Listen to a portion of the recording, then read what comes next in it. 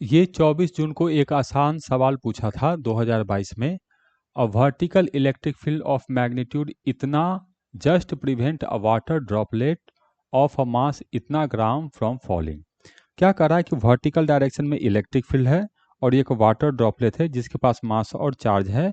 ये इसको नीचे जाने से प्रिवेंट कर रहा है, मतलब ये यहाँ पर रुका हुआ है।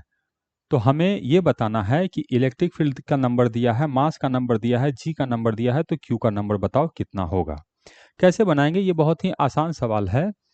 इस पे दो ही फोर्स लग रहा होगा, एक फोर्स होगा नीचे की तरफ mg, ठीक, और इस पे अगर टोटल फोर्स जीरो होना है तो एक इलेक्ट्रोस्टैटिक फोर्स लगेगा, तो इलेक्ट्रोस्टैटिक फोर्स को लगना पड़ेगा ऊपर।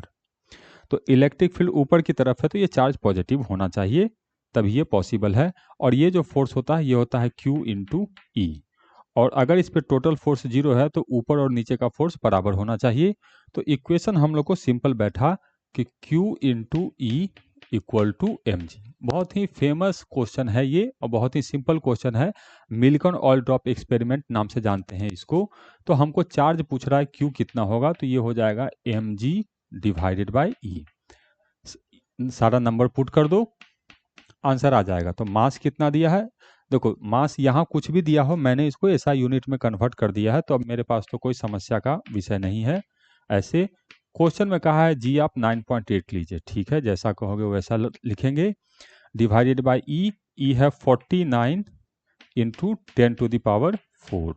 अच्छा, इसमें 4.9 दिया है तो अच्छा है 4.9 में ही लिख देते हैं। 4.9 इंटू 10⁻⁴ दिया है 5, ठीक है। तो ये देखो ये इससे डबल में कट गया, ऐसे आ गया।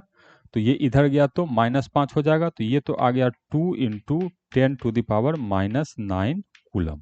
देखते हैं ऐसा कोई ऑप्शन है, तो 2 इंटू 10⁻⁻9 कूलम, तो करेक्ट आंसर है बी।